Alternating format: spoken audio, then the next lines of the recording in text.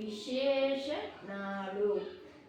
విశేషణాలు అంటే నిర్వచనం మనం ఇప్పుడు తెలుసుకుందాం. విశేషణాలు అంటే ఏంటో నిర్వచనం మనం తెలుసుకుందాం. ఓకే. నామవాచకాల యొక్క గుణాలను తెలిపే పదాలను విశేషణాలు అంటారు. నిర్వచనం మళ్ళీ ఒకసారి చూద్దాం.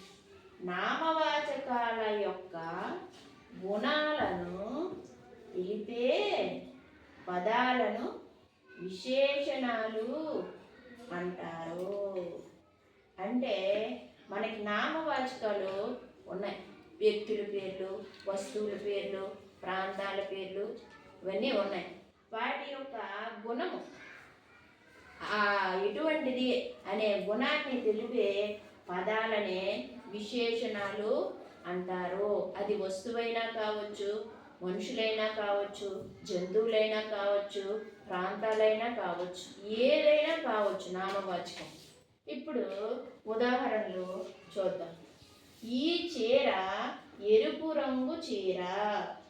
ఈ చీర ఎరుపు రంగు చీర అంటే మనము ప్రశ్నించుకోవాలి. ఏంటంటే ఆ చీర ఎటువంటి చీర అని ప్రశ్నించుకుంటే ఎరుపు రంగు చీర అని మనకు జవాబు దొరుకుతుంది. ఏ రంగు చీర అనేటప్పుడు ఎరుపు రంగు. ఈ ఎరుపు అనేది ఆ చీర తాలూకా గుణం, రంగు. ఈ ఎరుపు అనే పదాన్నే మనం విశేషణం అంటాము.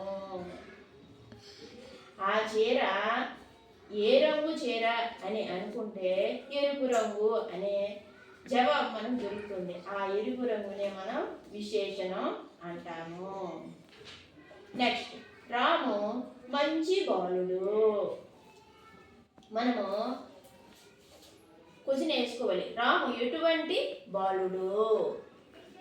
రాము ఎటువంటి బాలుడు అనుకుంటే రాము మంచి బాలుడు. ఈ మంచి అనే పదమే విశేషణం అవుతుంది. మంచి అనే పదము విశేషణం అవుతుంది. ఆ రాము అనే బాలుడి తాలూకా గుణం ఎటువంటి గుణము? మంచితనం. ఆ బాలుడు మంచి బాలుడు కాబట్టి ఈ మంచి అనేది విశేషణం అవుతుంది. ఆ బాలుడి తాలూకా గుణం. ఓకే.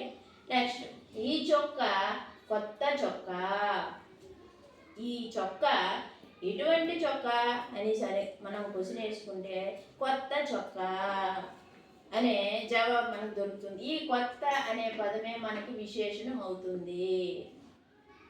ఆ చొక్కా కొత్త చొక్కా, పాత చొక్కా, ఎరుపు రంగు చొక్కా, నలుపు రంగు చొక్కా ఏదో ఒకటి. కానీ ఇక్కడ మనకి ఇచ్చిన వాక్యంలో కొత్త చొక్కా అని ఉంది కాబట్టి ఈ కొత్త అనే పదాన్ని మనం విశేషణంగా గుర్తిస్తాము. నెక్స్ట్, లక్ష్మి చక్కగా మాట్లాడుతుంది. లక్ష్మి అనే అమ్మాయి చక్కగా మాట్లాడుతుంది.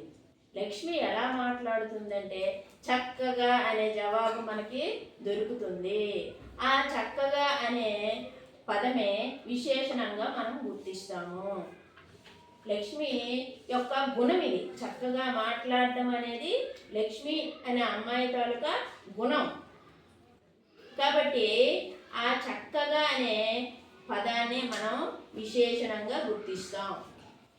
నెక్స్ట్, ఐదోది, ఆ ఇల్లు పెద్ద ఇల్లు.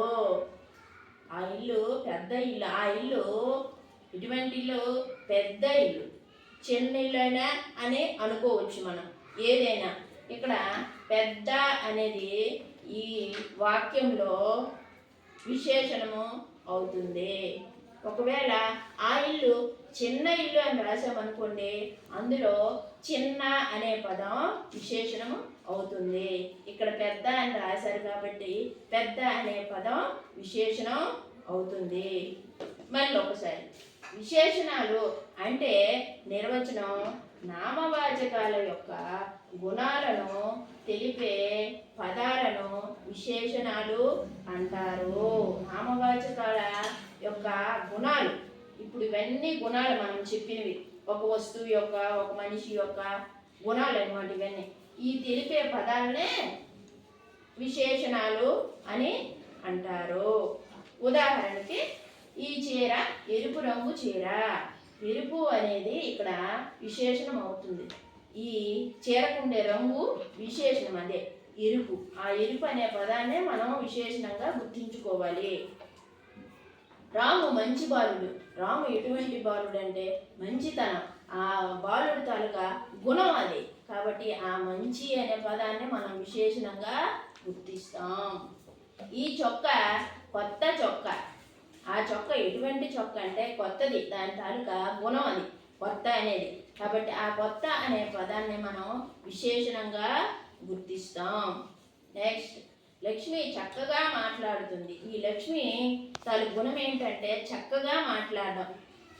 అమ్మాయి తాలూకు గుణం చక్కగా మాట్లాడడం. కాబట్టి చక్కగా అనే పదాన్నే మనం విశేషణంగా గుర్తిస్తాం.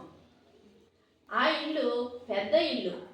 ఆ ఇంటి తాలూకు గుణం ఏంటి? పెద్దది. ఆ పెద్ద అనే పదాన్ని మనం విశేషణంగా గుర్తిస్తాం. ఇవి విశేషణాలు, నిర్వచనము మరియు ఉదాహరణలు. నిర్వచనం మరియు ఉదాహరణలు. Okay, thank you.